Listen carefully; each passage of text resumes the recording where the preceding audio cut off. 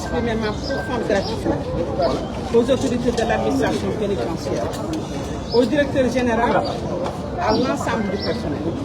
Votre engagement quotidien, malgré des conditions particulièrement difficiles, mérite d'être salué. Ce jour, j'ai effectué une visite guidée à la maison d'arrêt de Rebeuss.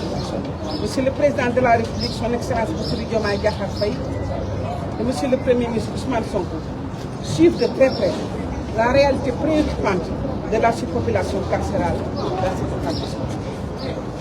Rebeuss, conçu pour accueillir au maximum 800 détenus, en héberge aujourd'hui plus de 3000, à peu près 3700 effectifs.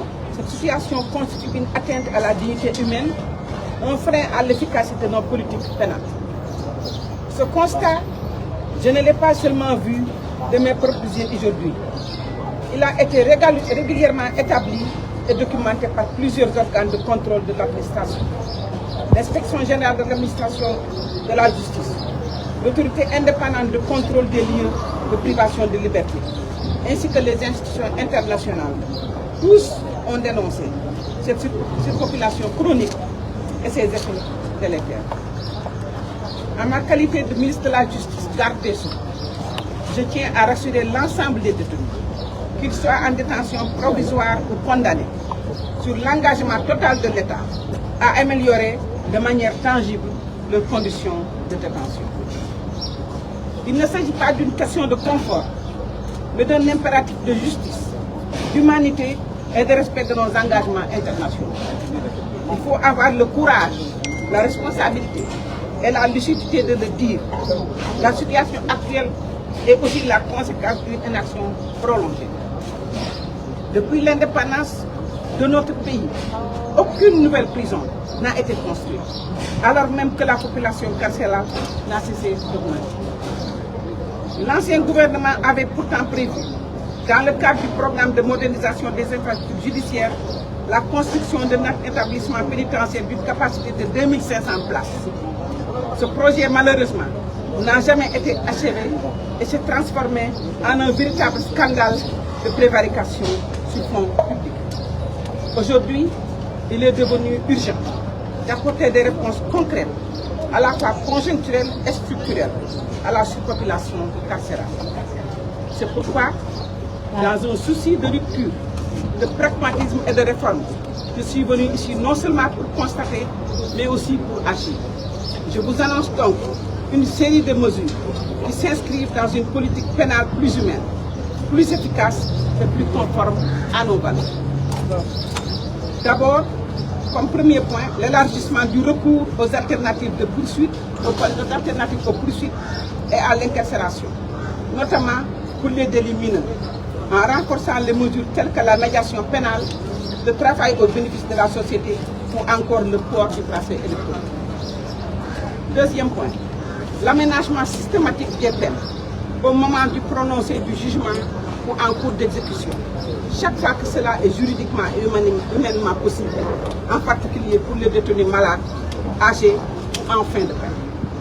Troisièmement, l'activation de la procédure de grâce présidentielle dans le respect des principes de justice et d'équité afin de désengorger rapidement les établissements pénitentiaires sur l'ensemble du territoire national.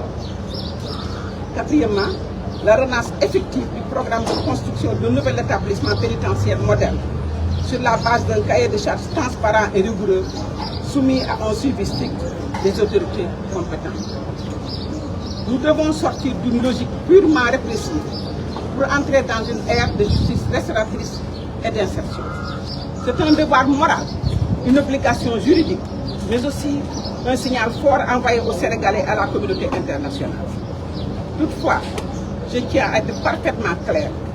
Si la justice doit être humaine et réparatrice, elle doit aussi rester ferme et sans complaisance face à la transgression des valeurs fondamentales de nos sociétés. Ainsi, les crimes de sang, les atteintes graves à l'intégrité physique ou à la vie, ainsi que les actes de prévarication sur les deniers publics ne sauraient bénéficier d'aucune indulgence. La répression sera pleine et entière et assumée par tous ceux qui bafouent les principes de justice, de probité et de sécurité qui fondent notre pacte. républicain. Je conclus en réaffirmant que la prison ne doit plus être un lieu de désespoir, mais un espace de réinsertion, d'espoir et de deuxième chance. Je vous remercie de votre attention.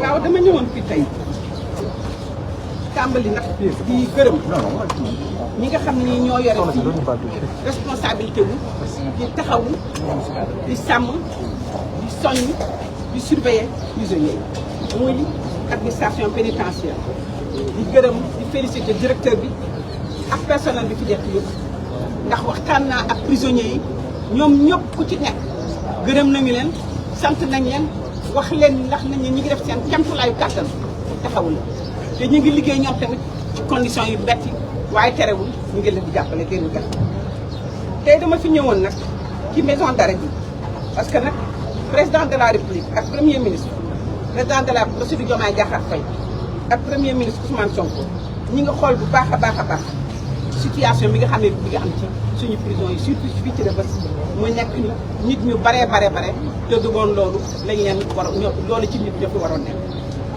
Rebeuss kii ñu ne dañ ko taxawal pour mu am juróom-ñetti